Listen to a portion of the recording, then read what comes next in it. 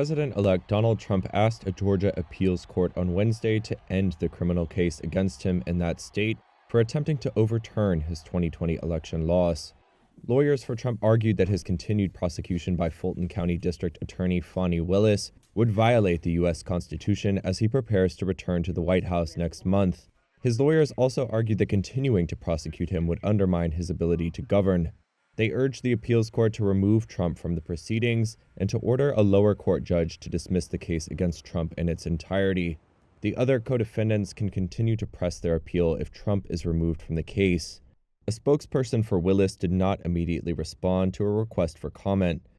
Trump and 14 others face racketeering and other charges in Georgia for allegedly forming a criminal conspiracy to reverse Trump's narrow defeat in the battleground state in the 2020 election.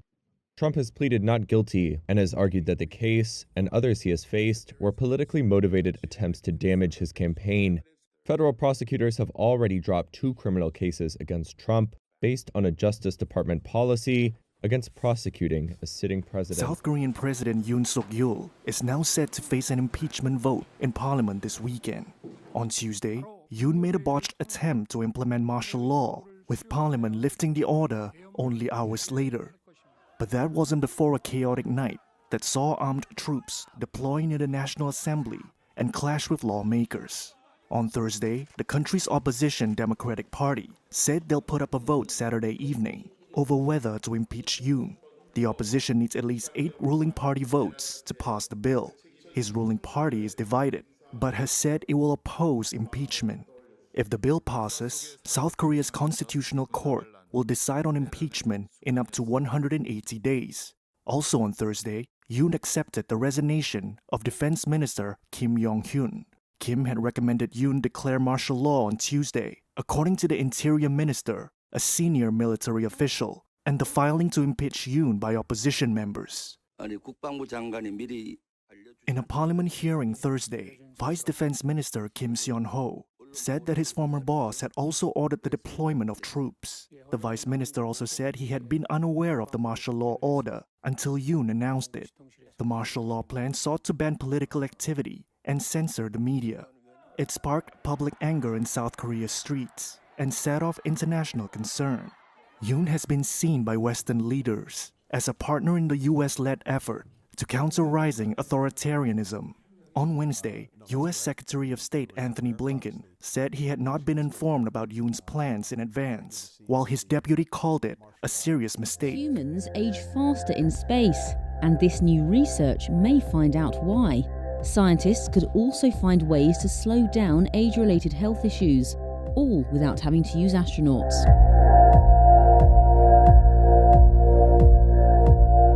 Human tissue samples from Oxford's Space Innovation Lab are in orbit on the International Space Station. Meanwhile, Dr. Ghada Al-Saleh is leading a team which observes identical cells on Earth.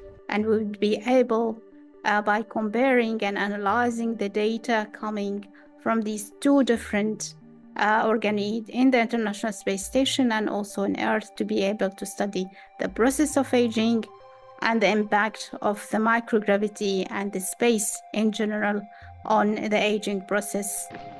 Decades of space travel have revealed how microgravity, the sensation of weightlessness, affects the human body, diminishing bone density and weakening the immune system. And Al-Saleh's goal is to discover methods of slowing age-related illness, whether someone is on Earth or up in space. Astronauts suffer from muscle atrophy, a problem with their joint, with their bone, and also with the immune system. When we noticed this, we found that this actually at some point similar to a different age-related disease. And this led us to ask the question if the space might provide us with an accelerating aging model. And if it is the case, that means we can actually be able to study aging very faster, because this has happened in very short time, while aging in Earth needed different years. Plans for missions to Mars and even beyond make finding a solution more important.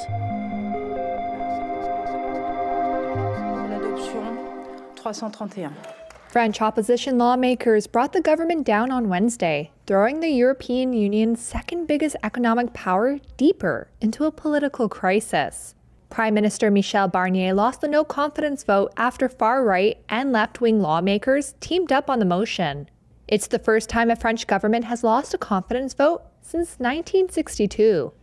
The crisis was ushered in by President Emmanuel Macron, who called a snap election in June, resulting in a polarized parliament. Barnier is expected to hand in his resignation to the president on Thursday, according to French media reports. France risks ending the year without a stable government or a 2025 budget, though the constitution allows special measures that would avert a US-style government shutdown. Opposition lawmakers punished Barnier for opting to use special constitutional powers to adopt part of an unpopular budget without a final vote in parliament. It sought 60 billion euros in savings to try to shrink the deficit.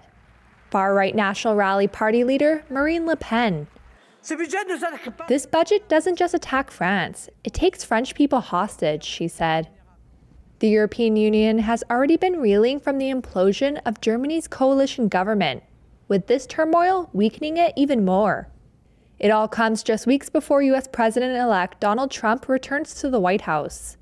3 sources told Reuters that Macron is aiming to install a new prime minister swiftly. One source said the president wanted to do that before a ceremony on Saturday to reopen the Notre Dame Cathedral.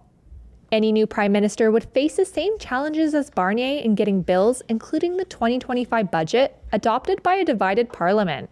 There cannot be a new parliamentary election before July.